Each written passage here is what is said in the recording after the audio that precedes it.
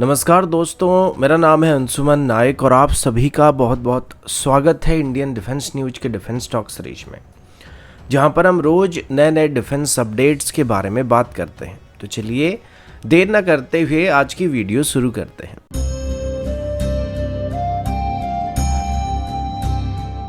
आज की पहली अपडेट सुकोई की तरफ से, और अभी पहली बार भारत और जापान के बीच एक एरियल एक्सरसाइज को शुरू किया जाने वाला है, जिसमें पार्टिसिपेट करने के लिए भारत की तरफ से अपनी सुखोई 30 MKI फाइटर जेट को भी जापान भेजा जा चुका है। अब जापान इन सुखोईज को लेके काफ़ी इंटरेस्टेड लग रहा है, क्योंकि जापान की मेन राइवल चाइना की बात करें तो मोस्टली चाइनीज़ फ्लीट में फ्लैंकर्स सबसे बड़े तादाद में मौजूद है। भले ही वो अलग अलग वेरिएंट के और चाइनीज कॉपीज हैं, लेकिन इनकी ओवरऑल फ्लाइट डायनामिक्स की बात करें तो ये लगभग काफ़ी हद तक आइडेंटिकल होने वाले हैं। तो इसी वजह से जापान उनको काउंटर करने के लिए तरकीब सीखने के लिए इंडियन फ्लैंकर के साथ एरियल एक्सरसाइज को करने के लिए काफ़ी इंटरेस्टेड है। अब पहली बार जब भारत की Su-30 MKI fighter jet Japan में लैंड किए थे तो इनको वाटर कैनन के साथ स्वागत किया गया था, और इसके बाद अभी जापान की तरफ से इस इवेंट को एक मेमोरी के तौर पर रखने की कोशिश किया जा रहा है, क्योंकि पिछले 47 ईयर्स में पहली बार जापान में कोई रशियन जेट जाके लैंड करने वाला है। तो इसी वजह से जापान की तरफ से अभी अपनी वाकुरी बेस में इंडियन सुकोई के एक स्केल मॉडल को डिस्प्ले करने का फैसला किया गया।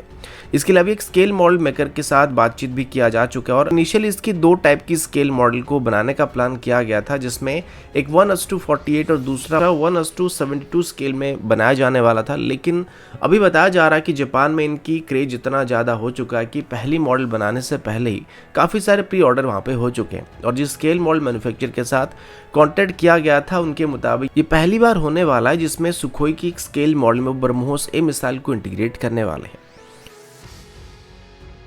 अगला अपडेट भारत और म्यांमार की तरफ से, और अभी गार्डियन यूके की तरफ से पब्लिश किए गए कुछ रिपोर्ट में बताया जा रहा है कि म्यांमार की एयरफोर्स की तरफ से भी भारत के अंदर घुसकर कुछ जगहों पर बॉम्बिंग किया गया है। हालांकि अभी तक भारत की तरफ से इसको लेके कोई भी ऑफिशियल इन्फॉर्मेशन जारी नहीं किया गया, लेकिन गार्डियन यूके की तरफ से पब्लिश किए गए रिपोर्ट में ये क्लेम किया जा रहा है कि म्यांमार की एक MiG-29 एयरक्राफ्ट इंडियन बॉर्डर के अंदर आके 2 बम गिरा के वापस चला गया था, और ये बात बॉर्डर के करीब रहने वाले इंडियन विलेजर्स की तरफ से भी कंफर्म किया गया कि इंडियन साइड में म्यांमार की तरफ से बॉम्बिंग किया जा चुका है। हालांकि इंटेंशनली किया गया था, एक एक्सीडेंट के तौर पर हुआ है, ये अभी क्लियर नहीं हुआ है। पर जो गांव वाले उनके मुताबिक ये जो MiG-29 एयरक्राफ्ट था ये इंडिया और म्यांमार के बॉर्डर के काफी करीब उड़ान भर रहा था, और ये वहां पर मौजूद प्रो डेमोक्रेटिक ट्रेनिंग कैंप को टारगेट कर रहा था और उन पर बम गिराने की कोशिश कर रहा था। अब आप सभी को तो ये बात पता होगा कि म्यांमार में जो इंटरनल हालत है वो इतना सही नहीं, और वहां पर जो मिलिट्री रूल चल रहा है उसके खिलाफ अभी कुछ रिबेल ग्रुप फाइट कर रहे हैं, जो कि वापस म्यांमार में डेमोक्रेसी को लाना चाहते हैं।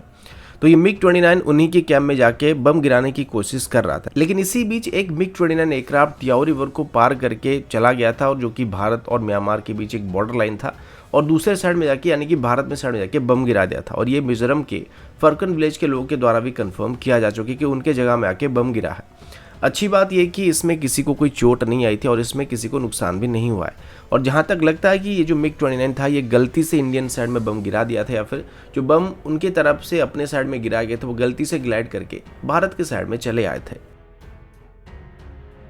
अगला अपडेट नेक्स्ट जनरेशन एंटीसेप मिसाइल यानी कि NASM-MR मिसाइल को लेके। इसको लेके पिछले कुछ सालों से काफ़ी चर्चा चल रहा है, और इसे initially cost effective over the horizon anti-ship missile के तौर पर डेवलप करने की प्लानिंग की गई थी, जिसकी एक शॉर्ट रेंज वेरिएंट को अभी डेवलप किया जा रहा था, जिससे नॉर्मली हमारे हेलीकॉप्टर से इस्तेमाल करने की कोशिश किया जाने वाला था। इनिशियली जो MR वेरिएंट था ये एक मीडियम रेंज की कैटेगरी की एयर लॉन्च्ड एंटीसिप मिसाइल होने वाला, जिसको हम लोग चाहे तो मैरिटाइम पेट्रोल एयरक्राफ्ट से भी फायर कर सकते थे। पर अभी पता चला है कि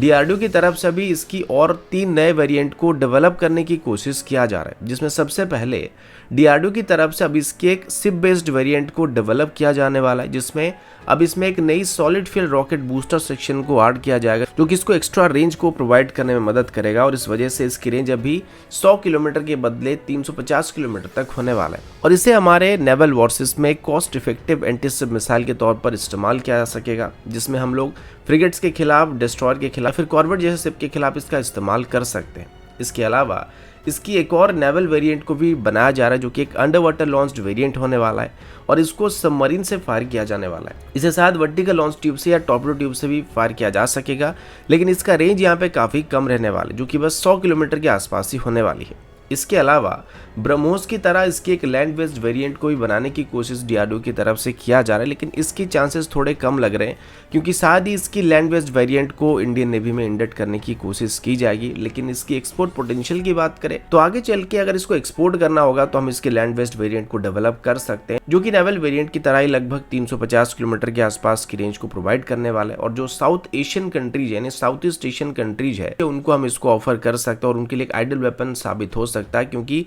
अभी रिसेंटली हम जिन देशों को ब्रह्मोस मिसाइल को ऑफर कर रहे हैं उनको हम NASMMR की लैंड बेस्ड वेरिएंट को भी ऑफर कर सकते हैं, जो कि उनके लिए कॉस्ट इफेक्टिव सोल्यूशन हो सकता है। अगला अपडेट इंडियन नेवी की तरफ से डिफेंस मिनिस्ट्री की तरफ से पब्लिश किए गए कुछ रिपोर्ट के मुताबिक डिफेंस मिनिस्ट्री की तरफ से अभी करीब 21 न्यू वाटरजेट फर्स्ट अटैक क्राफ्ट्स को खरीदने का प्लान किया जा रहा है, जिनको स्पेशली इंडियन नेवी की तरफ से ऑपरेट किया जाएगा। इन सभी को मेक इन इंडिया कैटेगरी के अंदर बनाने का प्लान किया जा रहा है और ये सभी पूरी तरीके से इंडियन सिस्टम के साथ डेवलप किए जाने वाले हैं। इसके अलावा सभी इंडियन शिपयार्ड को एक एक नोटिस भी दिया जाने वाला है। अभी के लिए इनको 2026 से 2030 के अंदर इंडियन नेवी में इंडक्ट करने का प्लान किया जा रहा है, तो आप उम्मीद कर सकते हैं कि आने वाले 1 से 2 सालों के अंदर इस डील को फाइल किया जा सकता है। इनको मेनली ऑफशोर ऑपरेशन के लिए इस्तेमाल किया जाने वाला है और खास करके एंटी पायरेसी मिशन या इंटरडिक्शन रोल में इनको डिप्लॉय किया जा सकता है। इसके अलावा कोस्टल रीजन में पेट्रोलिंग करने के लिए और हार्बर को सेफ रखने के लिए भी इनको डिप्लॉय किया जा सकता है। साथ ही इन सभी बोट को 3 अलग अलग स्पेशल मिशन के लिए भी मॉडिफाई किया जाने वाला है, जो कि स्पेशल फोर्सेस के द्वारा इस्तेमाल किए जा सकते हैं, जिसमें maritime interdiction mission, visit board search and seizure operation और प्रेजेंस कम्युलेटिव सर्वेलेंस ऑपरेशन के लिए इसको इस्तेमाल किया जाएगा।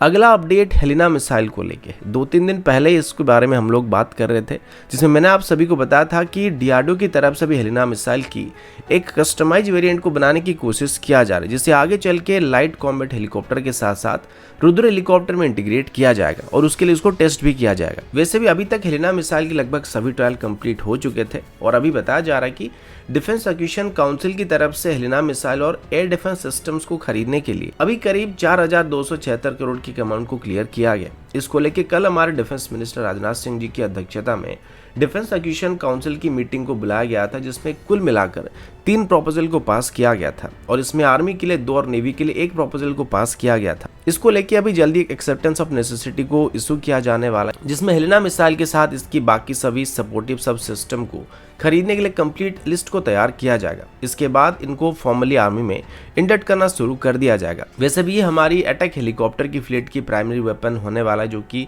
स्टैंडर्ड वेपन होने वाला है और इसको इंडक्ट करने के बाद हमारे अटैक हेलीकॉप्टर की ऑफेंसिव स्ट्रेंथ काफी हद तक बेहतर होने वाला है। इसके बाद अभी एक और एक्सेप्टेंस ऑफ नेसेसिटी को इशू किया जाने वाला है, जिसमें very short range air defence system को एक्वायर किया जाएगा और इनको खास करके अभी भारत चाइना बॉर्डर के करीब डिप्लॉय करने वाला है। तो दोस्तों अभी के लिए इतना ही, मिलता हूं आपसे अगले वीडियो में, तब तक के लिए जय हिंद, वंदे मातरम।